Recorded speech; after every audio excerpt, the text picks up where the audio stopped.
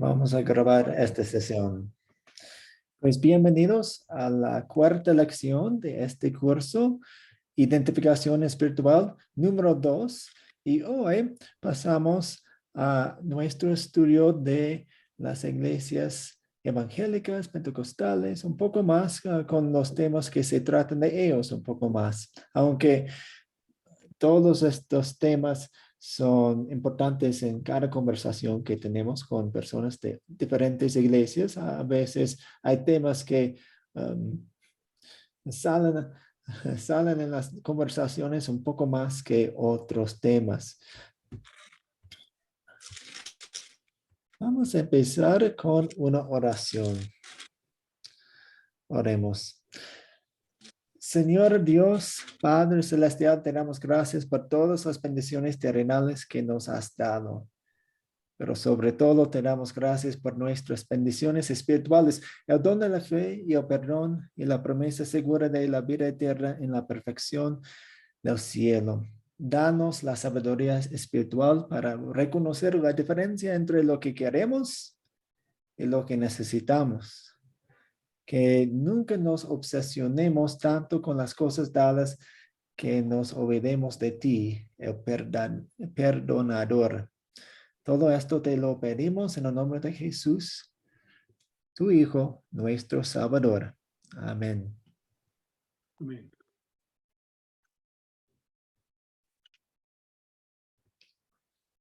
Ok, entonces hoy nos toca el tema del Evangelio de la Prosperidad, que es una tendencia en muchas iglesias y en muchos de los pensamientos religiosos alrededor del mundo, pero también lo vemos mucho en nuestros países latinoamericanos.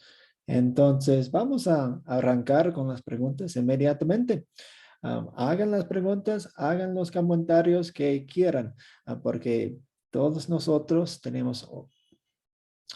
tenemos experiencias distintas y personales y nos gusta aprender de cada uno de ustedes. Entonces, no tengan miedo en aportar lo que quieran. Muchas iglesias evangélicas o pentecostales enseñan o promueven un evangelio de la prosperidad. ¿Qué es? ¿Qué es el evangelio de la prosperidad? ¿Cómo sería una definición según ustedes? A ver, Javier. Sí, profesor. Bueno, estas iglesias enseñan que Dios les tiene que prosperar económicamente a los miembros. Y bueno, no está escrito en la Biblia. Esto es como un boom. Depende de lo que ande buscando uno, pues es a lo mejor lo que quiere escuchar. Muchas personas pues quieren prosperidad económica y es donde pues estas iglesias es donde pues captan más miembros, ¿verdad? Uh-huh, uh-huh. Pero la Biblia no nombra que tenemos que tener prosperidad económica, ¿no? Tenemos prosperidad a base de otras cosas que Dios nos bendice, ¿verdad? Uh-huh, Como uh-huh. la salud, como por ejemplo el techo, el pan, la familia. Pues este es mi comentario. Muchas gracias, Javier. Rafael. Pienso que el Evangelio de la Prosperidad se puede decir que es una doctrina que busca en sus miembros el poder personal y ellos proponen que la voluntad de Dios para su pueblo sea bendecido y ellos interpretan la reconciliación con Dios, incluyendo por lo menos el alivio de las enfermedades y también la pobreza, que ellos las consideran maldiciones que se deben romper por la fe, pero ponen de manifiesto primero lo económico antes Uh-huh. que Dios. Uh-huh, uh-huh. Muchas gracias. ¿Alguien más? quisiera decir algo acerca del Evangelio de la Prosperidad. ¿Cómo es su definición del Evangelio de la Prosperidad? ¿O, o qué es algo que le gustó de lo que nuestros hermanos han dicho? Eduardo Milanese. Sí, pastor, yo quiero hacer un comentario. Hay una iglesia en Brasil muy famosa a nivel sudamericano y que ha ganado rédito no solo en Brasil, como también en Estados Unidos, Sudáfrica y muchos países. Iglesia Universal del Reino de Dios, de cuyo obispo, denominado Edir Macedo, yo he sido partícipe de esa iglesia en Brasil un tiempo, y evidentemente que el evangelio que se predica ahí es totalmente corrompido, determinado a la prosperidad y la sanación. Es más, tiene un canal de televisión muy famoso en Brasil, que es la Red Record, el canal 7. Podemos decir que el patrimonio de esta iglesia hoy está arriba de más o menos 2 a 3 millones o trillones casi de dólares en inversiones a nivel mundial. Sigue mucho la línea de Benny Hinn de Estados Unidos también, donde cuando ingresas a la iglesia, la primera cosa es que cuanto más des, más recibirás. Entonces no hay un solo culto que ingrese a la iglesia y que no tenga que dejar algo de dinero.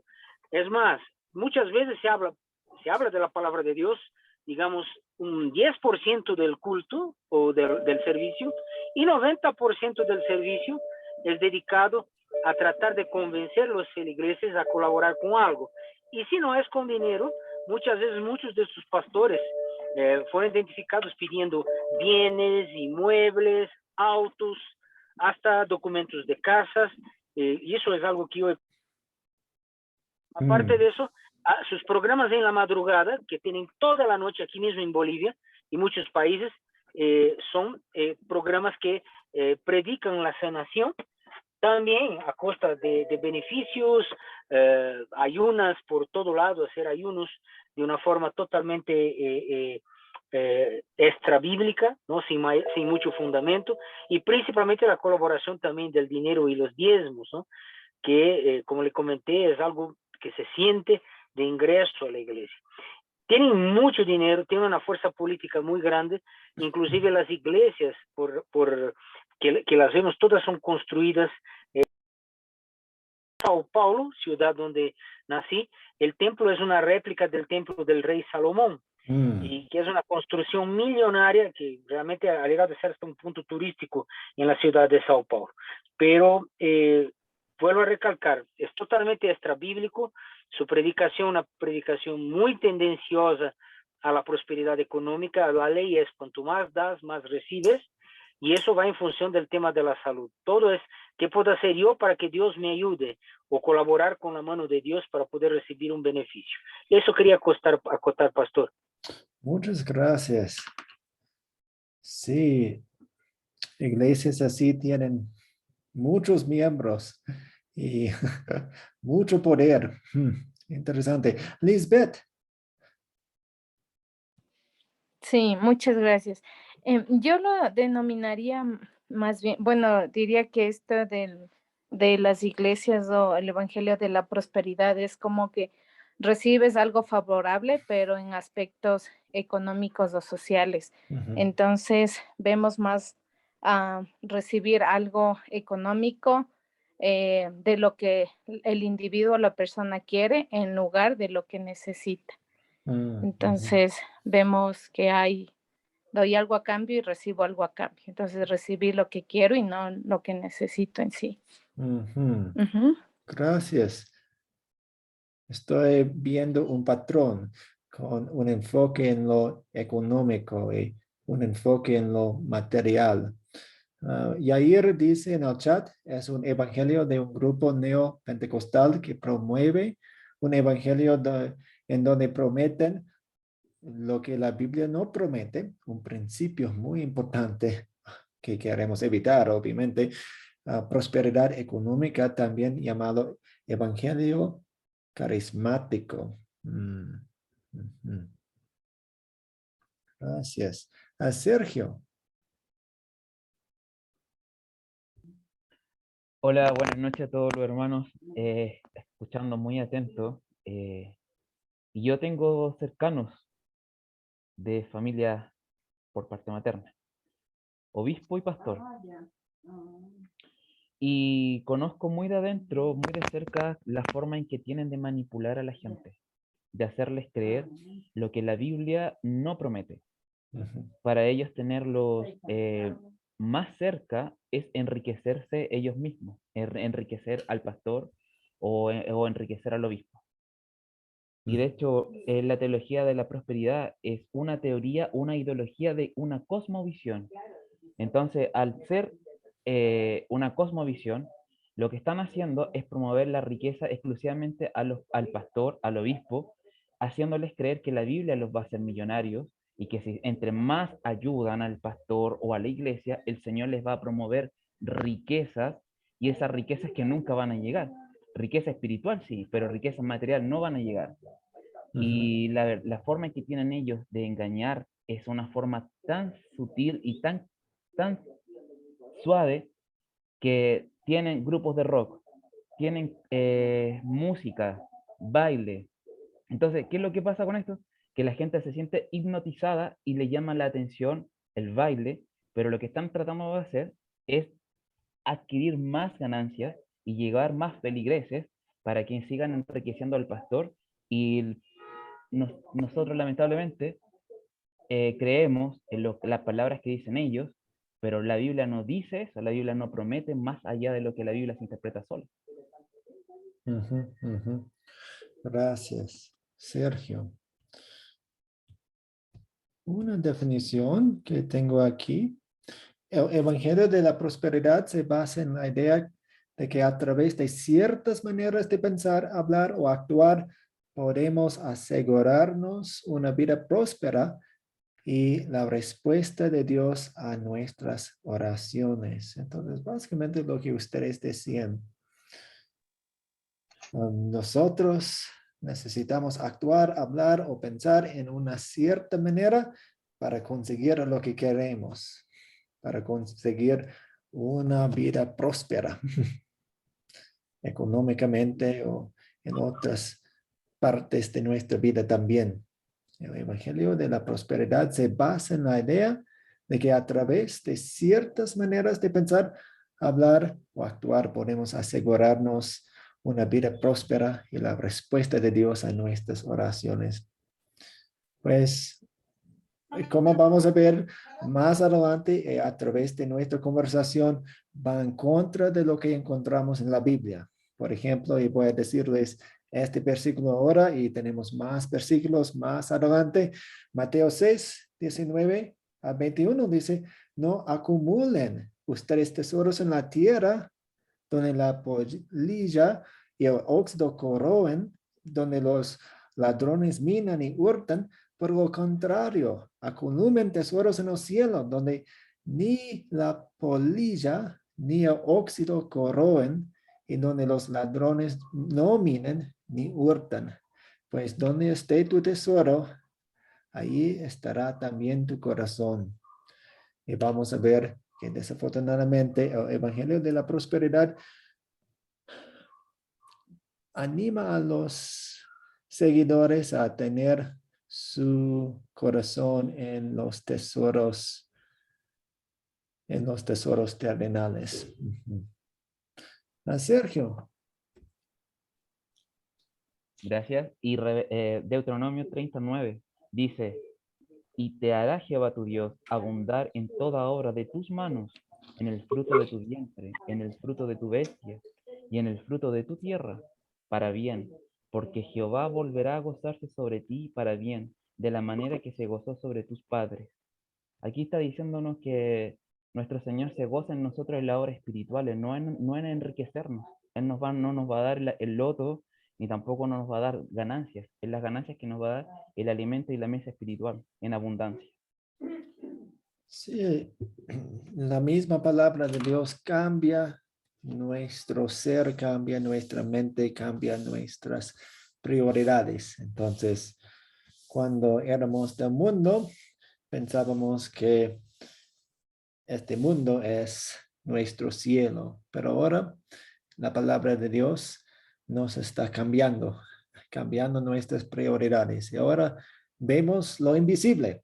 Vemos lo invisible, si pueden entender esa frase, porque vemos que hay cosas más importantes que dinero o de una bendición económica, aunque cuando lo tenemos, le damos gracias a Dios por esas bendiciones, pero reconocemos hay niveles de bendiciones y las bendiciones más grandes son las bendiciones del perdón de los pecados, de una relación buena con Dios, de una eternidad en el cielo con todos los creyentes en Dios y también con Dios mismo.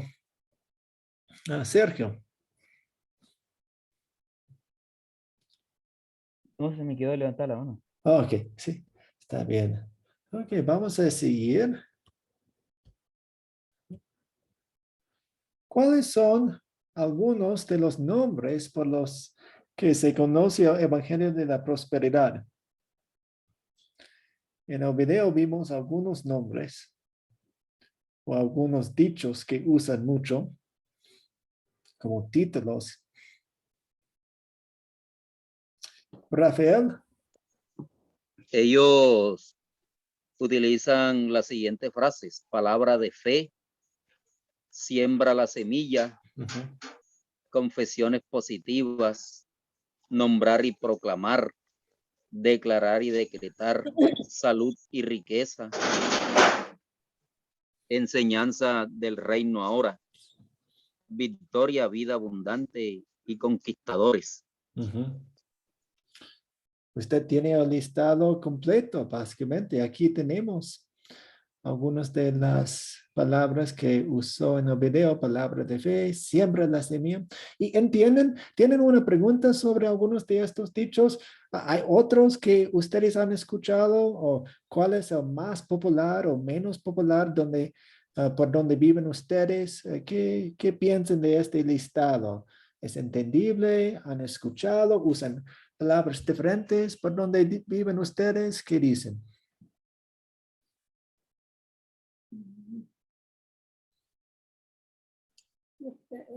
Neika, ¿podría hacer una pregunta? Por ejemplo, cuando se ora, yo declaro, decreto, en nombre de Jesús, no la prosperidad, pero la salud. Ha observado que la Iglesia Luterana no ora así. Y esto está dentro de la teología de la prosperidad. Por eso no oran así. Porque sí, ha participado de algunas iglesias cristianas y sí, hay mucho esta declaración, ¿no? Sí, sí. Pero yo no había relacionado a la cuestión de la prosperidad. Sí, entonces hay una tendencia en muchas iglesias de usar palabras como decretar y declarar en sus oraciones, especialmente. Y vamos a ver esto en otra diapositiva, pero para darles un adelanto, ellos están tratando de usar la oración como si obligue a Dios a hacer cosas por ellos. Entonces dicen que necesitamos tener confianza, entonces vamos a decretar en vez de pedir. Pedir es una palabra muy, muy débil, dirían. Necesitamos decretar. Entonces, si decretamos algo, eso quiere decir que va a pasar según nosotros, según nuestra idea.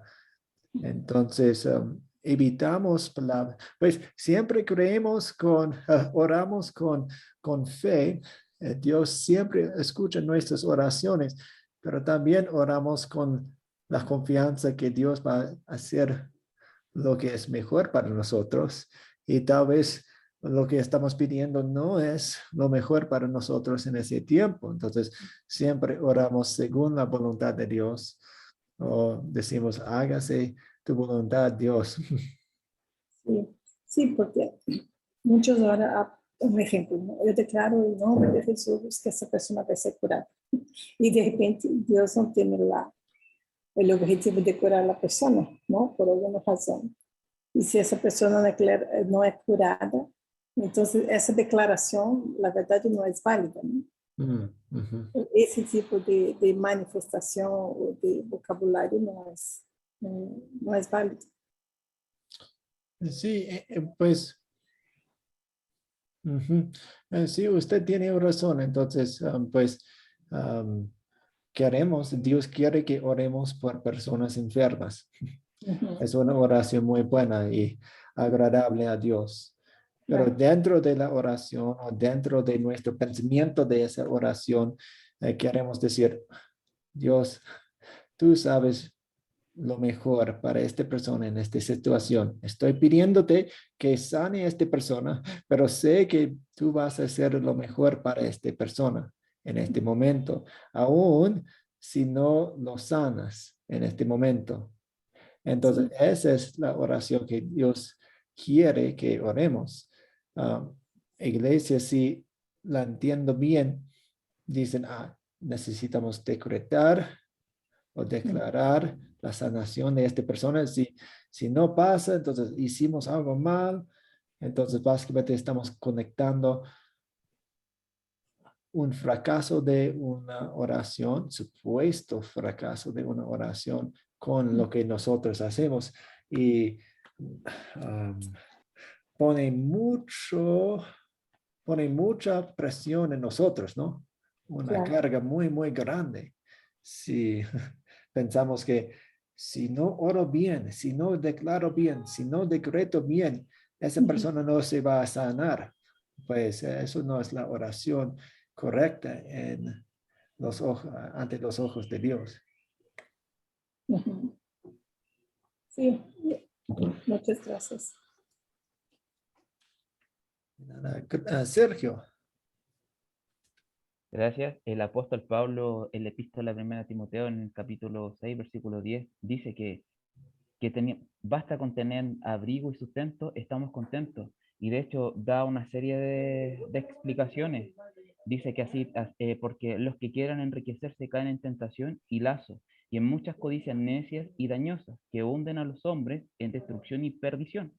Y el 10 añade, porque raíz de todos los males es el amor al dinero, el cual codiciando algunos se extrayeron de la fe y fueron traspasados de muchos dolores. Muchos de las iglesias evangélicas caen en eso, en la riqueza, porque empiezan a ver de que vender la fe es un buen medio para enriquecerse y enriquecerse a través de la fe. Entonces, ¿qué mejor forma de engañar a la gente haciéndoles creer que la doctrina del declarar y decretar la salud y el dinero, Dios les va a recompensar? Pero a mí lo que más me gustó de todo de la epístola, que basta con tener abrigo, estamos contentos.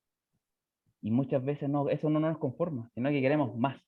Entonces ahí el apóstol Pablo da la señal y la advertencia de que no sigamos cayendo en los males que atormentan al mundo. Sí, gracias. Y Sergio, ¿podría repetir la cita bíblica? Sí, primera de Timoteo, en su capítulo 6, los versículos 8 al 10. Excelente, gracias. Ok, seguimos. ¿Cuáles son las dos ideas claves y falsas en las cuales se fundamenta el Evangelio de la Prosperidad?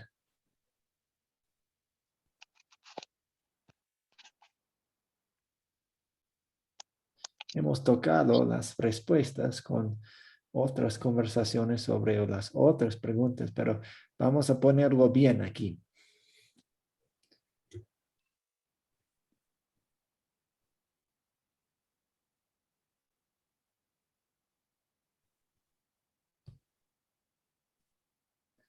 Aquí.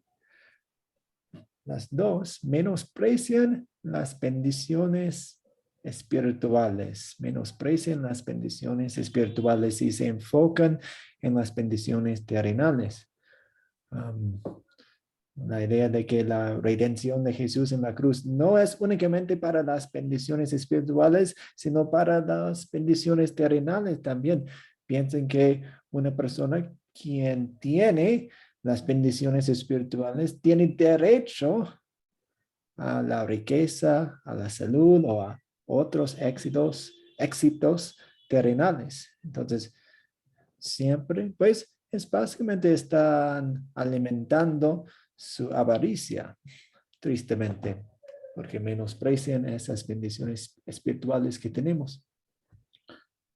Y también bajo estas ideas, bajo el Evangelio de la Prosperidad, una de las columnas del Evangelio de la Prosperidad es una intención de obligar a Dios.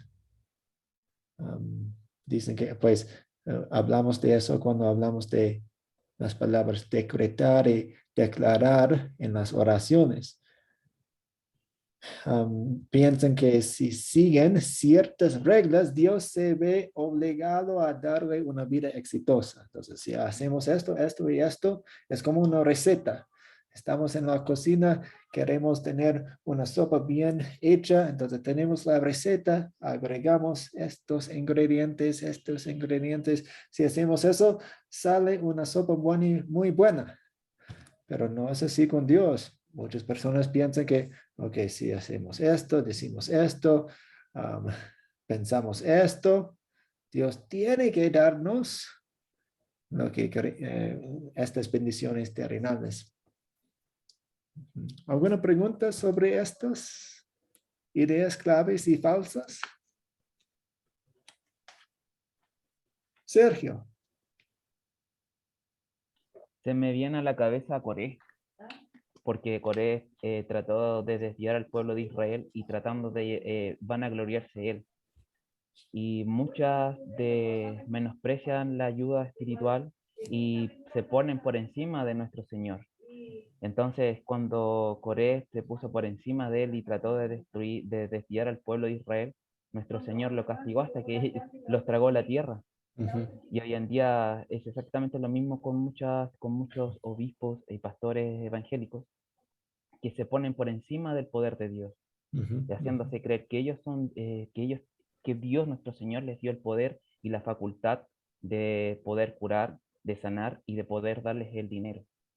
Entonces es muy ejemplificador en este Coré, por lo mismo. Gracias. ¿Alguien más?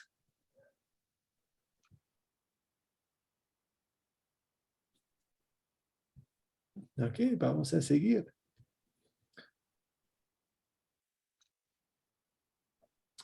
¿Cuál es el atractivo obvio del Evangelio de la Prosperidad?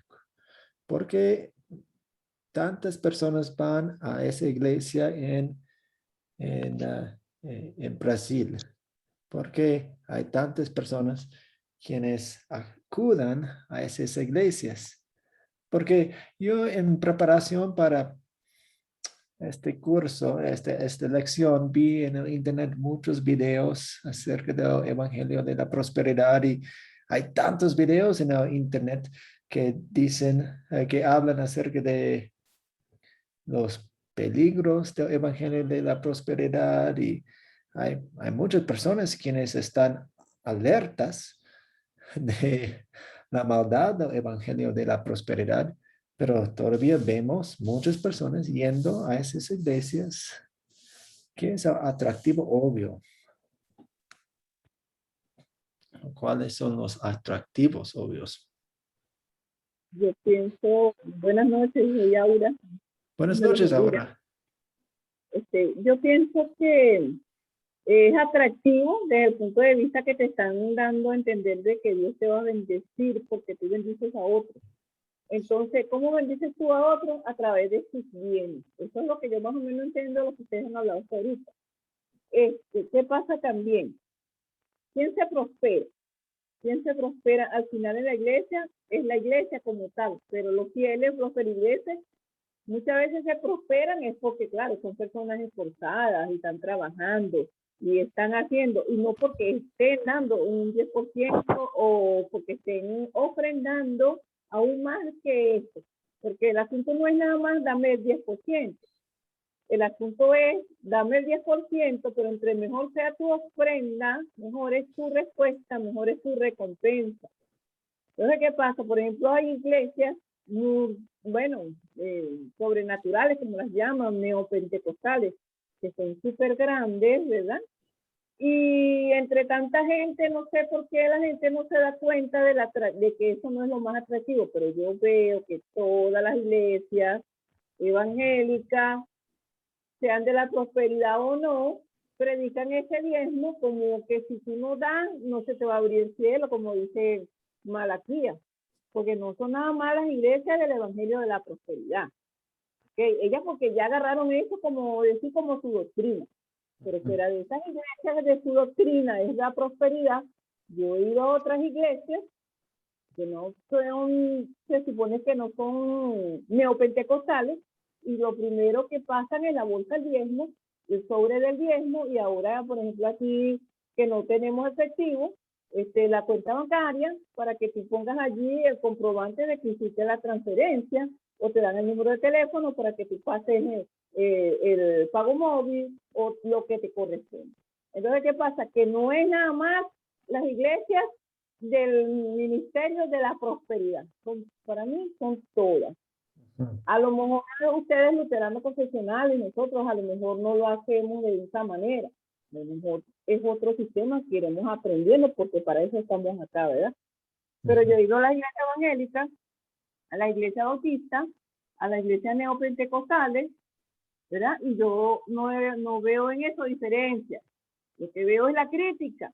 Que yo, como yo soy pentecostal, yo critico que la neopentecostal pide y hace, pero yo también estoy pidiendo y estoy usando los mismos versículos inclusive, y igualito estoy incentivando a las personas que si no me das a Dios, porque no dicen me das a mí, es algo tácito, ¿verdad? Aunque en unas partes son muy de frente, ¿no? Pero vamos a verlo como algo táctico, y entonces la gente tiene el temor, porque yo lo sentía. Yo sentía que yo era próspera cuando diezmaba. Yo sentía que veía la respuesta. Yo no voy a decir que no lo sentí y que no lo he hecho, ¿verdad? Porque voy a mentir. Pero yo recuerdo que yo llegué en una situación difícil y yo empecé con un empleo y otro empleo y prosperé en ese tiempo. Y yo lo primero que hacía con cada cliente que me pagaba era apartar el 10%. Nunca dejaba de hacerlo, ¿ok? Porque ya tenía este convencimiento. Pero además de eso viene la ofrenda, es lo que yo le quiero decir. Pero también dice, no es nada malo el evangelio de la prosperidad. Yo veo que no sé cuál es esa iglesia que no pide diezmo y ofrenda. Y eso también hay que tomar en cuenta que sí hay que contribuir en la iglesia, en lo que uno quiere. Porque las iglesias tienen que sembrar, como dicen ellos mismos, en llevar ese evangelio, por lo menos en Biblia, en un enfermo, no sé, en comida para los huérfanos, para las viudas, a los niños que están en la calle, para esas personas que no tienen vestido. Entonces sería no decir, le estoy sembrando a Dios, dájanos ayuda para tu hermano, para ayudar a tu hermano, y no poner que es una bendición que te va a venir porque ayudaste al prójimo. Bueno, eso es lo que yo más o menos entiendo. Muchas gracias. Ahora, ¿alguien más?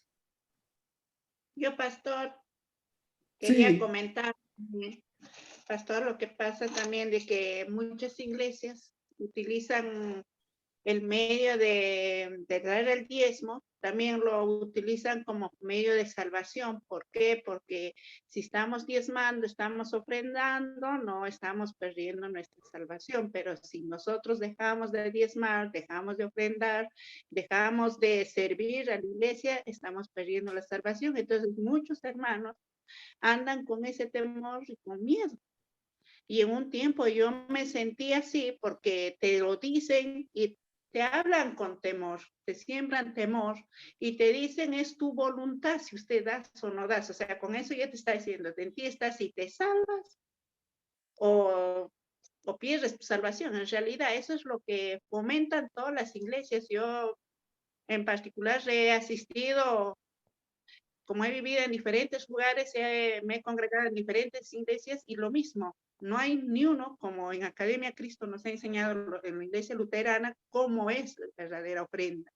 Y no lo que fomentan estos hermanitos en sembrar temor. Aparte que nos dicen que nosotros cuando damos el 10%, el Señor nos bendice al 100 por 1. Y he visto casos que ha sido muy crítico y triste para mí, porque había hermanitos acá en San Juan que trabajaban duro, así en limpieza doméstica, y lo que ganaban, lo poco que tenían que dar. Lo poco que tenían y seguían en el mismo problema, pero ellos creen, como lo fomentan así el pastor en las prédicas, más que nada, empiezan con eso, entonces uno quedas con esa carga y con ese temor. Y eso es lo que he sentido en esas iglesias que he participado. Yo. Eso les quería comentar. Sí, muchas gracias. Y Lisbeth. Sí, en cuanto a la pregunta de cuál es el atractivo, bueno, yo he visto, por ejemplo, aquí en Ecuador mismo hay una iglesia súper grande y uno de los atractivos que ellos utilizan es siempre el bienestar que vas a tener, ¿no? O sea, que no te va a faltar nada. Entonces, cuando uno va y escucha, prédica más experiencias personales en aquella iglesia, entonces escucha primero eso, las bendiciones, de que no te va a pasar nada, de que no te va a faltar nada. O sea, prometen lo que no dice la Biblia, ¿no? Y hasta en cierto aspecto, o sea, es algo psicológico que si una persona llega porque está mal, por algún problema, entonces tratan de meter el tema de que ahora si estás aquí, tú vas a estar bien, no te va a faltar nada, se va a arreglar todo. Entonces, y toman eso también, ¿no? Y más adelante, pues cuando ya eres partícipe de ahí, empiezan también a darle a conocer utilizan hasta quizás el término, la obediencia trae bendición. Y muchas veces lo asimilan a esto del dinero, ¿no? Entonces, si tú obedeces, no le robas nada al Señor, entonces Él no te va a robar nada a ti, te va a bendecir. Y eso como que, en cierto sentido, como que a la gente podría hasta causarle temor, como decía una hermana, y ok, no quiero perderme las bendiciones de Dios y mejor voy a dar lo que Él me está dando. Entonces, veo de esa manera una forma que por lo menos aquí esta iglesia ha utilizado y ha crecido bastante y siempre ellos utilizan este tema de la semilla porque si no obedeces ya le estás robando a Dios. Eso. Gracias. ¿Y cómo se llama esa iglesia? Se llama Comunidad de Fe. Ajá. Ujú. Más o menos como, creo que al inicio que estábamos viendo los nombres, había algo, pero decía fe, no recuerdo ahora. Gracias, Ajá. Lisbeth. Ok. Sí. Entonces, algunos puntos aquí. La iglesia se considera relevante, es decir, que se ocupa de nuestros problemas cotidianos, como Lisbeth estaba diciendo sobre el bienestar. ¿Quién no quiere el bienestar de su persona o de su familia, etcétera? Entonces, ¿quiere bienestar? Venga aquí. Gratificación inmediata. Pues están pensando en su dinero inmediatamente y está pensando en su bienestar inmediatamente. Y si hacen esto, pueden recibir esto. Y también el simple atractivo de ser saludable, próspero y exitoso. Y llama la atención a todo el mundo. Parece algo mágico. Sí, sí. ¿Cuáles son los efectos negativos del Evangelio de la Prosperidad? ¿Puedo? Sí. Yo pienso que el hecho de asumir como tal el Evangelio de la Prosperidad, como lo hemos hablado hasta ahorita, ya el lugar primordial, soberano, primero de Dios se pierde. Porque el interés que yo voy a tener no es en recibir la bendición de Dios porque Él quiere dármela, sino porque yo la estoy ganando, porque yo la estoy comprando, o porque me la está dando por el beneficio de que yo estoy ayudando con mi dinero a la iglesia. Estoy sembrando, como dicen, ¿sabes? Es como sembrar una semilla en verdad. Yo ese 10% o esa ofrenda la coloco como que la estuviera colocando en una maceta y la estuviera regando. Y ella va a crecer y ahí viene la respuesta. Mientras que cuando yo oro al Señor de corazón, le presento mis problemas y espero en Él puede ser que me prospere porque eso es su potestad.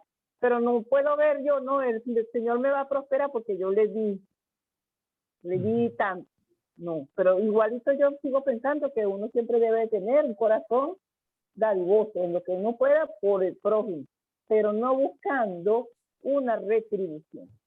Dios ama y dice que Dios viste a las aves, a las plantas, Dios hizo el mundo y no le dieron el 10%. Entonces nosotros estamos para aceptar las bendiciones de Dios, sean como sean, porque a veces uno no las ve porque no es lo que uno quiere. Gracias. Javier. Sí, pues es un daño espiritual tremendo, porque mucha gente ha salido ahí muy decepcionada y engañada de un evangelio que no es el que la Biblia enseña. Hay gente que por comentarios ha perdido todo. Yo recuerdo que tenía hace muchos años en mi trabajo una persona al lado que hacía herrería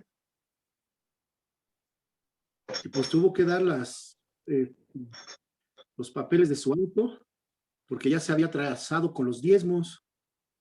Entonces, pues ya quien era el dueño del auto era el pastor. Y eso pues hace mucho daño a las personas. Sí. La iglesia es sorprendente, ¿no? Porque está hasta aquí en México, también es de Brasil. Pues ahora se llama la Iglesia Universal, pero aquí se conocía como, bueno, tenían un eslogan que decía, pare de sufrir, ¿no? Entonces, ese eslogan era atractivo para mucha gente.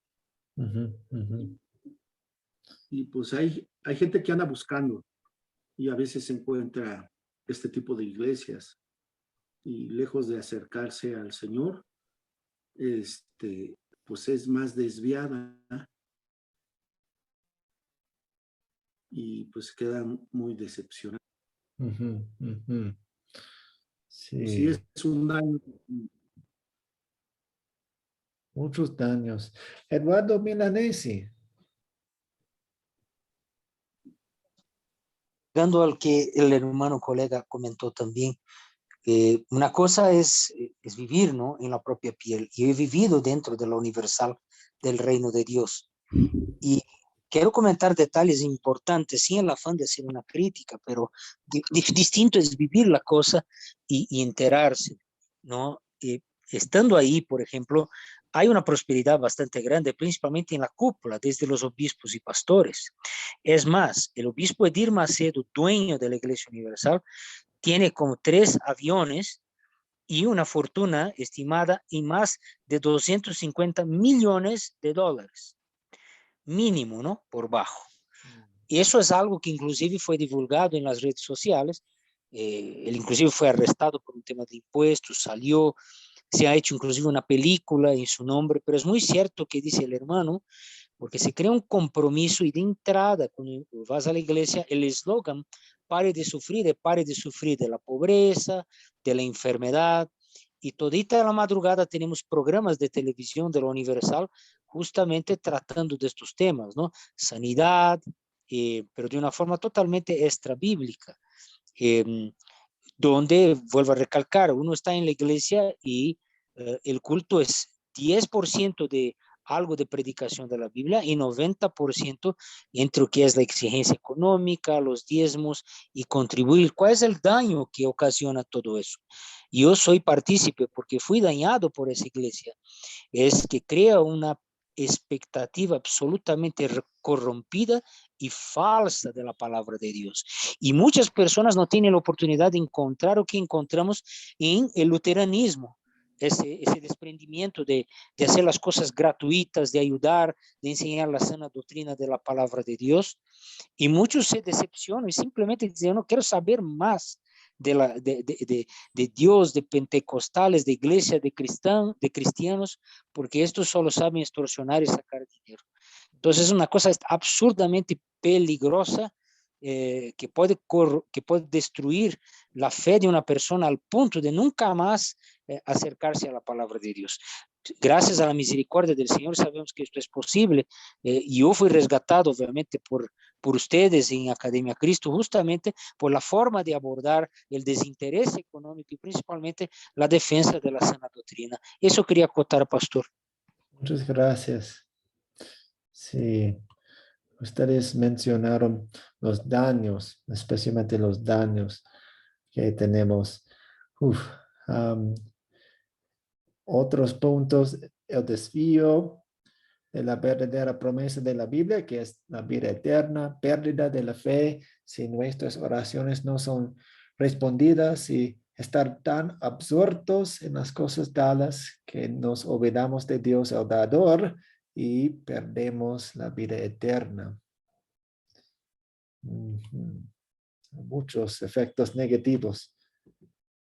¿Cómo defenderías la verdad contra el evangelio de la prosperidad? Pues ustedes han mencionado algunos versículos muy buenos, algunas situaciones muy buenas, historias. Es bueno contar las historias, es bueno usar versículos. Aquí tenemos algunos aquí. Con las escrituras nos defendemos, por supuesto. Por ejemplo, podemos hablar acerca de Filipenses 3:20. Nuestra ciudadanía está en el cielo. Entonces Dios no quiere que creamos un cielo aquí en el mundo. No, el cielo nos espera. Aquí en el mundo, pues recibimos las bendiciones de Dios con gratitud, pero en cada momento reconocemos que aquí no es el cielo, aquí no es el cielo. Nuestra ciudadanía está en el cielo. Somos migrantes. Somos personas quienes somos extranjeros aquí en el mundo y es bueno recordar eso. También podemos usar versículos como Juan 18:37. Mi reino no es de este mundo, decía Jesús. Jesús llamaba a personas en el mundo para ser parte de su mundo espiritual y en el cielo. Dios no piensa establecer un reino físico en el mundo. No, nuestra ciudadanía, el reino de Dios, no es de este mundo. También los salmos, Salmo 115, versículo 3 dice, nuestro Dios está en los cielos. Él hace todo lo que quiere hacer. Cuando estamos hablando de las oraciones, no podemos obligarlo a Dios. No, Dios está en los cielos, Él tiene poder, Él hizo todo y Él hace lo que quiera. Siempre según su amor a la iglesia, el mejor para nosotros. Por eso podemos encomendar nuestras oraciones en sus manos, porque nos ama tanto. Y no es obligación, Dios sabe lo que necesitamos, solo nosotros muchas veces solamente sabemos lo que queremos. No podemos ver el futuro. Dios sabe lo que necesitamos ahora y en el futuro.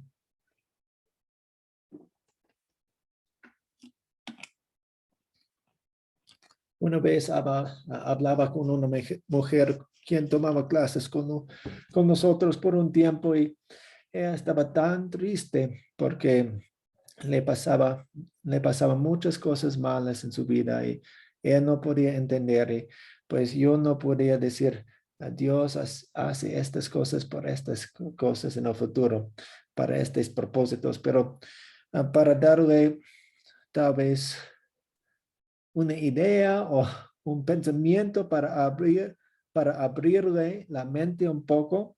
Yo decía, pues tal vez Dios está dejando que le pase esta cosa para que sus hijas vean su fe y sigan en la fe en el futuro. A veces, muchas veces imagino que Dios está pensando en muchas otras personas. Está pensando en nosotros también, pero Él también está pensando en las otras personas también. Y Él quiere ayudarles a ellos. Y tal vez si nos pasa algo, es para el beneficio de otra persona. ¿Alguna pregunta, comentario aquí?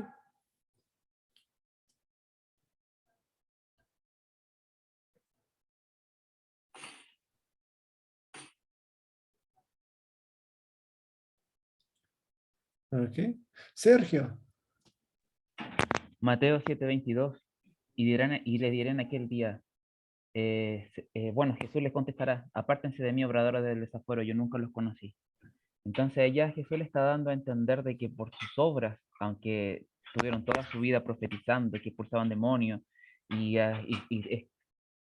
anunciando sumas importantes de dinero, Cristo les dirá, apártense de mí, obradores del desafuero, yo nunca los conocí. Y también es una cosa importante, Mateo 13:47, habla de que Cristo fue pescador de hombres, pero fue pescador de hombres a través del Evangelio, a través de las verdades bíblicas, no a través de falsas promesas y de falsas mentiras, como algunos líderes de iglesias pentecostales, que miden su éxito a través de más oyentes, porque si entre más oyentes tienen, más dinero llegan para sus arcas, para enriquecerse de ellos y darse los lujos. Hemos visto en la televisión que muchos de ellos, su riqueza llegan a tal punto que viven súper bien y viven a costa del esfuerzo de la gente. Viven de los dineros de ellos. Entonces aquí está claro, cuando venga el gran día de nuestro Señor, les va a decir, chao, yo nunca los conocí porque vendieron la palabra y la palabra no se vende. La palabra es un regalo. Y el regalo que nos dejó nuestro Señor Jesucristo es el Evangelio y evangelizar, pero evangelizar de corazón y no a través del diezmo ni vendiendo a Cristo. Gracias. Okay, vamos a pasar unos 10 minutos con estas últimas preguntas que tenemos. Obviamente el diezmo y ayunos están conectados a muchas de las prácticas en las iglesias que se aferran al evangelio de la prosperidad. Entonces, ¿qué es un diezmo y en cuáles iglesias es el diezmo exigido? Pues un diezmo es exigir a que los miembros den un 10% de su ingreso al Señor. Mayormente las iglesias pentecostales y evangélicas dicen esto. Eduardo Milanesi. Doctor, ese otro tema muy conflictivo. Yo diría que hay varios temas que son muy discutibles realmente en términos de doctrina, el tema diezmo, el tema rapto y muchos otros tópicos, que este es bien álgico, porque la verdad, lo que nosotros sabemos es que el diezmo es algo que venía del Viejo Testamento y que sí era algo que se contribuía para el mantenimiento de los sacerdotes y de la iglesia, para su supervivencia, de la cosecha, etcétera. Que eso se cae por tierra en el Nuevo Testamento con la llegada de Jesucristo. O sea, el diezmo ya no es una cosa que se da por obligación, se da por amor, por gratitud. Y hemos visto en ejemplos, mismo dentro de la iglesia luterana y otras también, que mucha gente muy adinerada da mucho más del 10%, pero muchísimo más. Pero de corazón, por agradecimiento. Y gracias a esas personas nosotros también tenemos estos misioneros que nos colaboran y sabemos de eso porque presenciamos eso a través de la iglesia nuestra como huevos que nos auspicia y nos brinda todo ese conocimiento de Academia Cristo. Pero es un tema tan complicado y he vivido cosas tan tristes por el tema del diezmo, porque dentro de las iglesias extremistas o neopentecostales, realmente, como bien hablaron los hermanos, es algo que se impone temor. Entonces uno hace no de corazón, le hace por temor, por obligatoriedad. A veces está pasando un momento difícil, no tiene para dar, pero igual da por miedo. Yo creo que Dios, y yo estoy seguro, ¿no? Que con lo que aprendemos en Academia Cristo y su propia palabra, Dios le gusta al donador alegre, que lo hace de corazón. Dios no necesita nuestros diezmos. Él no necesita nuestras migajas, no necesita ni nuestro dinero. Él es todopoderoso.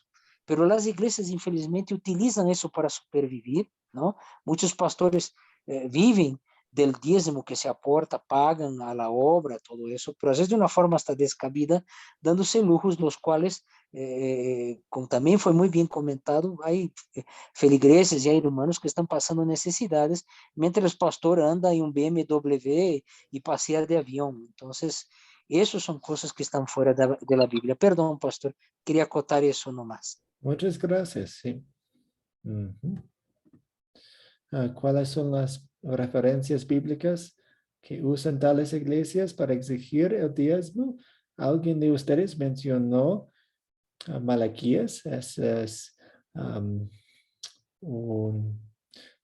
un pasaje muy usado. También hay Números, Deuteronomio, entre algunas otras que usan.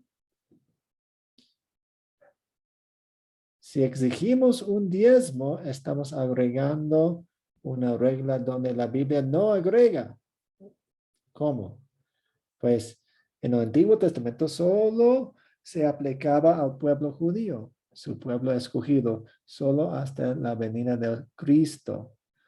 Entonces necesitamos recalcar eso una que otra vez cuando tenemos conversaciones sobre el diezmo, porque las personas quienes están mal sobre el diezmo van a estar usando versículos de la Biblia. Y pues siempre queremos usar versículos de la Biblia, pero dentro de su contexto, dentro de una interpretación correcta y honesta y según la Biblia. Entonces necesitamos mostrarles el contexto y decir, hay cambios entre el Antiguo Testamento y el Nuevo Testamento. Y imponerlo a la iglesia del Nuevo Testamento es hacer una ley donde la Biblia no lo hace.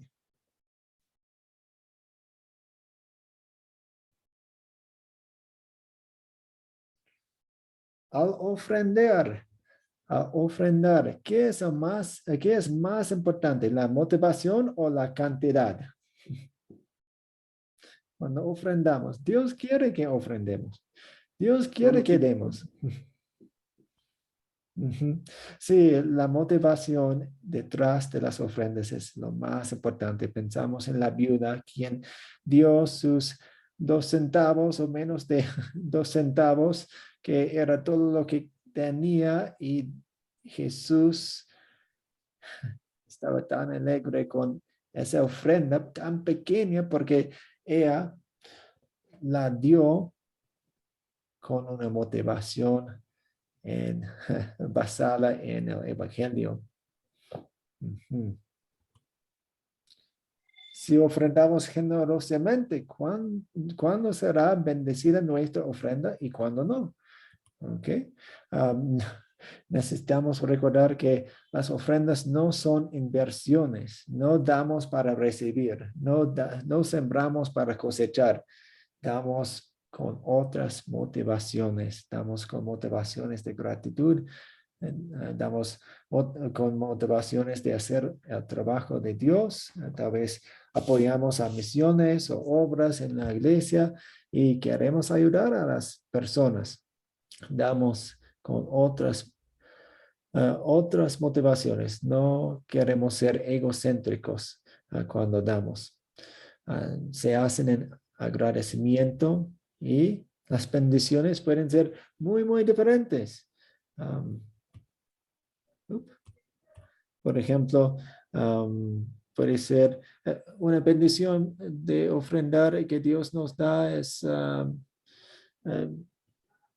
no solamente más dinero o un auto o un avión o una casa. Hay otras bendiciones que recibimos de Dios, sobre todo las bendiciones del perdón de los pecados y la vida eterna y todo eso. Y ahora nuestras ofrendas no son la causa de esas bendiciones. Pero si estamos contando las bendiciones, queremos contar todas. No solamente los billetes en la billetera o la comida en la nevera o cuántos autos están en el garaje. No queremos pensar en todas las bendiciones que Dios nos da. ¿Bajo cuáles circunstancias será prosperidad una maldición en vez de una bendición? Pues nos olvidamos de Dios tal vez cuando Dios nos bendice o tenemos muchas bendiciones terrenales. Es una tentación. Tal vez hay dos tentaciones en la vida. La tentación de la falta de cosas y la tentación de muchas cosas. Y son pruebas para nuestra fe. Pueden ser tropiezo de la fe y engrandece el orgullo. Entonces, necesitamos cuidarnos de esas tentaciones, de esas pruebas, de esos tropiezos. Y finalmente, ¿cómo debemos hacer nuestra ofrenda? ¿Cuáles son algunos principios? Pues para los que quieren estudiar la Biblia acerca de los principios bíblicos y motivados por el Evangelio, les recomiendo que lean 3 capítulos de la Biblia, el 2 de Corintios 7, 8 y 9. 2 de Corintios 7, 8 y 9. Pablo está hablando acerca de una ofrenda que van a hacer los corintios y les da la base, que es el Evangelio, la motivación correcta para dar, y también nos da algunos principios de nuestra dación, de nuestra entrega de ofrendas. Aquí tengo una lista de algunos de los principios que queremos usar cuando estamos pensando en cómo vamos a ofrendar y cuánto vamos a ofrendar. Y sí, primero, nuestros primeros frutos, no lo que sobra al final. Entonces, a los corintios, Pablo decía, decidan en el primer día de la semana cuánto van a dar. Ok, o cuando les pagan a ustedes. Entonces, ok, vamos a dar esto, pensando en las bendiciones que Dios nos ha dado, con un corazón agradecido por el Evangelio. ¿Cuánto queremos dar? Si esperamos hasta el final de la semana o hasta el final del bisemanal o hasta el final del mes para darle a Dios, o no, nos quedan esta cantidad, mucho menos que queríamos dar, pero ahora no tenemos nada. Entonces, ok, un principio bueno de dar, de ofrendar, es, ok, nuestros primeros frutos. Vamos a pensar en esto primero. Con regularidad, proporcional. Entonces, ok, pueden enseñar a los niños esto. Ok, tal vez el niño recibe $1 cada 2 semanas. Ok, pueden enseñar a ese niño, ok, ¿cuánto vas a dar a la iglesia? ¿Cuánto vas a dar a las misiones? ¿Cuánto vas a dar a los pobres? Ok, pueden tener la conversación con ellos desde chiquito acerca de cómo van a ofrendar y ofrecerse alegre y voluntariamente por amor, no como una obligación.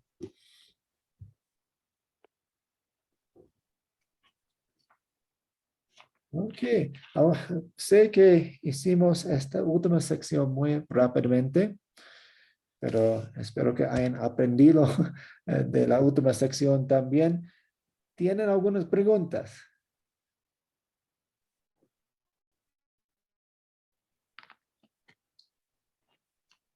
Comentarios.